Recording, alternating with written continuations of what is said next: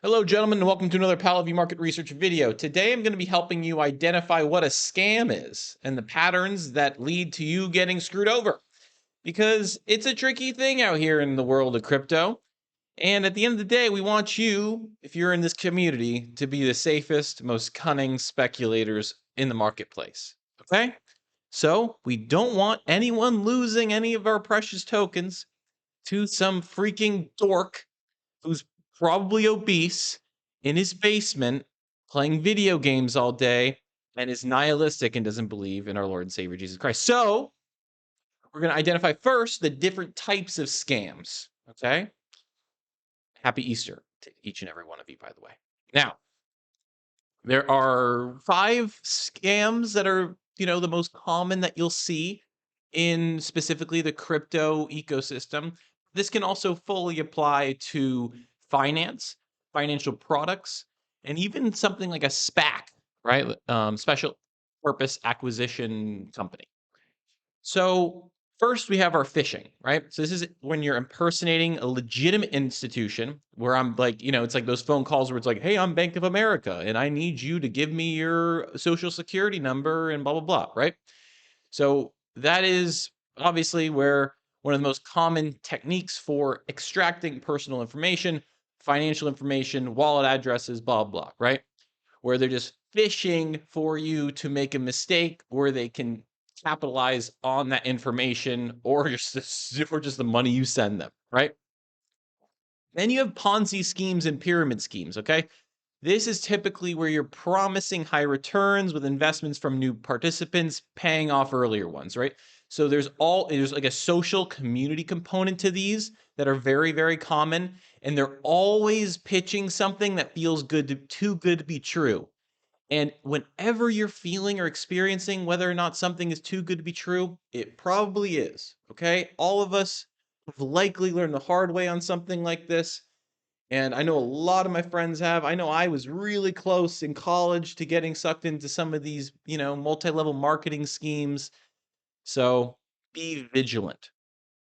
Pump and dumps. This is when asset prices inflate through false and misleading positive statements, maybe fake partnerships with massive corporations, right? And then they're able to sell off those overvalued assets. That's why it's super important to be, doing research via block explorers, right? Seeing who the holders are, seeing who those contract addresses are, seeing their trading history, and if they've done this before. You can actually, once you get really solid at reading block explorers, you can see whether or not an address is tending towards buying tokens that are being rugged or pump and dumped, right? So then you have fake ICOs. So this is when you're like just really just promoting projects that aren't going to exist, right? So if you're just promoting like this upcoming coin that's coming out with all these different purposes, blah blah, and you raise capital for the ICO, the IPO type, token release, then it's possible that that token may never come true, right? So if you're interested in participating in ICOs, I would highly recommend you like track the most sophisticated IDO platforms. So like Avalanche is a good one where I've like verified a lot of the team members over there myself in person through these different crypto events that I've been to over the years. So in like IDO, IDO being an initial decentralized exchange offering versus an ICO is initial coin offering, and that can happen, typically via a centralized exchange, right? It's like you'll see a lot of crappy coins start off on like a gate.io like exchange, and then really high quality projects might be released on Kraken or Coinbase, right? Now, rug pulls, you probably have heard of rug pull. You can explore a page like rug pull doc, who will actually verify certain things, but a lot of those projects that do get verified can still be considered and still can be hacked. And that's a really tough thing about, verifying these various projects at the moment, because really there's a lot of projects out there that have been like audited by these third party audit firms, and they still can lead to rug pulls because some of the most sophisticated guys, some of the sophisticated developers will still put out scam projects. Okay, so how do we identify these scams, right? So that's kind of what I want to talk about next is like, what are the red flags to look out for? So these are some of the themes, guys. Like you want to, whenever they're speaking to things that are guaranteed, any guarantees in the space, especially in the crypto world, just go away, ignore them the second they use any word like guarantee, guaranteed. Okay. Guaranteed high returns with no risk, especially if they're saying high return, no risk. That does not exist on this planet. If it did, I would have found it by now. Believe me. Now, unsolicited offers and pressure tactics. Whenever you're dealing with a scammer, guys, they're always like they always are pressuring you. There's always a time sensitivity component to it, right? They almost always leverage like, oh well, if you don't get me, if you're not in within the next hour or two, there's no getting in at all, right? That's the type of shit you need to be looking out for, okay? And then obviously, like, a lot of these things go without saying, right? But like a lack of clear information, right? And I like this saying that clarity equals charity. If it's clear, if it's very concise, then the new people behind the project who care about you understanding how the project works. Okay. So then no visible team, right? So obviously, if there's no team that you can verify, then it's going to be very hard for you to trust and to put real dollars into a project, right? And this is so difficult right now because everyone's so into the meme coins at the moment, but so many of these meme coins end up being rug pulled, especially like even early. These guys are getting more savvy, so they're not even allowing these coins to rip that far up to get signaled, so they only like allow it to get to like not even a full $1 million market cap I've been seeing lately. So you have to be really careful as to like what is a meme coin versus not a meme coin, what is just a scam coin. It's very difficult because I guarantee some of these meme coins that exist and are like successful started off as like wanting to be scams, but then they got like too big to fail almost, right? But leave that alone. So, and then another interesting one is like whenever they try to portray themselves as like an anonymous team, but they don't have any reputation, I think it's just never worth like backing an anonymous team early. It just has very little benefit to you, and there are better projects to look for, right?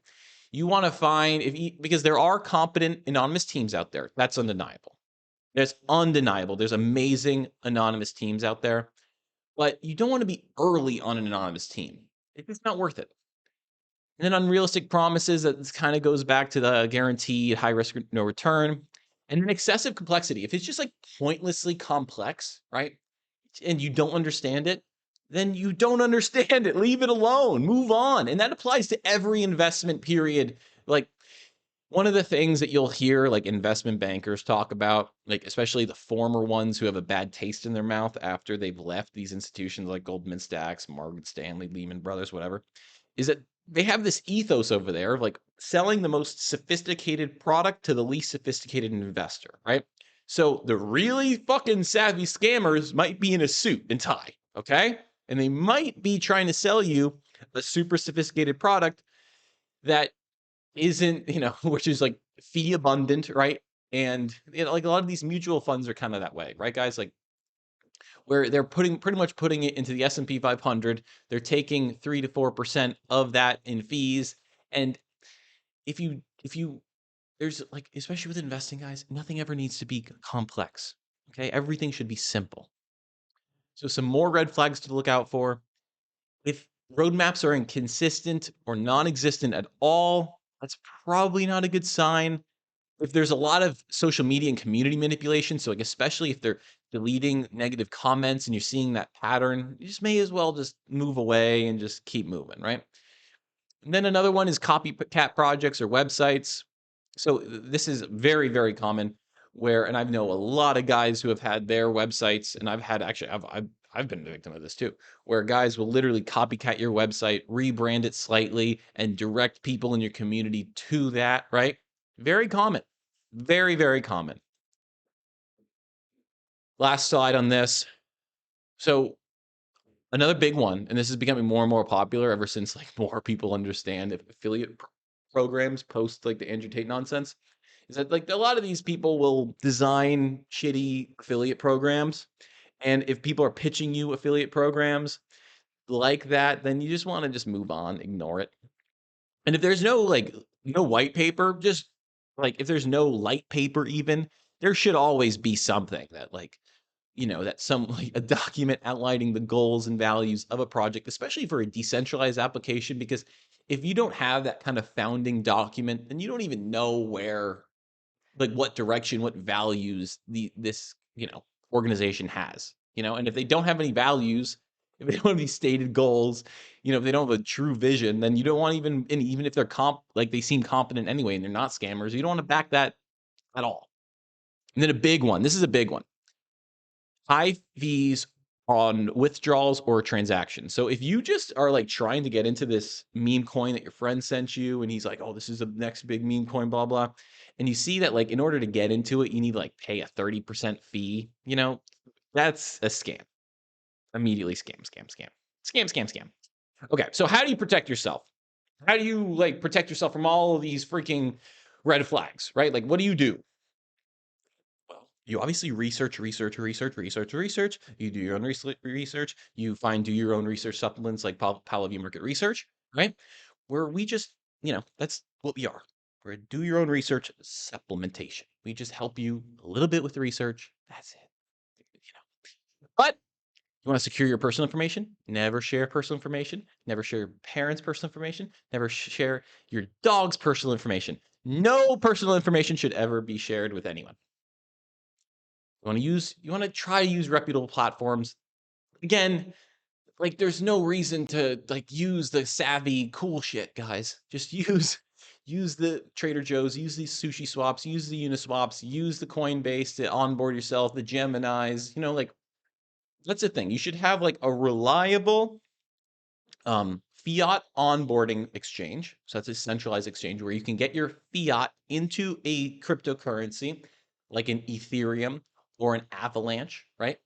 And then you want to have a decentralized exchange that you are comfortable using also, where you can, take whatever you're onboarding via centralized exchange and send it to your MetaMask, whatever wallet you like to use if you want to play with more high risk stuff in the decentralized exchange world. Okay. Make sure that you verify links and especially contract addresses, guys. So many people will get duped into sending like ETH. Like I saw like a few tweets about this today that actually triggered this video. Some guy like sent 25 ETH to this contract address and it didn't turn out to be the right one. He just lost 25 Ethereum, right? So go to your block explorer, confirm, like, go to CoinGecko, whatever, Coin Market Cap, whatever tool you like to use, see what the contract address is that's tied to that token. Go to the block explorer, verify that that's the correct one that's on there. You can literally triple check, quadruple verify every freaking contract address that are tied to these tokens. And if you don't know what a contract address is, don't do anything in crypto. Just start over, go read a book or something. And then you want to also, this isn't as important in the scam side of things, but you just want to really understand the risk level of the project that you're participating in. And it's obviously its likelihood of becoming a security or being considered a security in the eyes of the SEC, right? So if you are, investing in a token like MakerDAO, like there's a slightly higher risk that token could be considered security one day because it is receiving inflows, it is receiving capital, like it's receiving exposure to real life securities in the real world, right? So there are businesses like that, and then you have like Avalanche, which is like a very pure utility token, and where it's just providing infrastructure, right? It's providing gas, it's providing a consensus mechanism, it's providing the rails for other people to build applications on top of it. Right, guys? That's today's video. I hope it was helpful. That's how to identify a scam. All right. Hope you guys have a great rest of your Monday. PalaView report number 29, I think, comes out in 5 hours, 5.5 hours. All right. God bless, guys.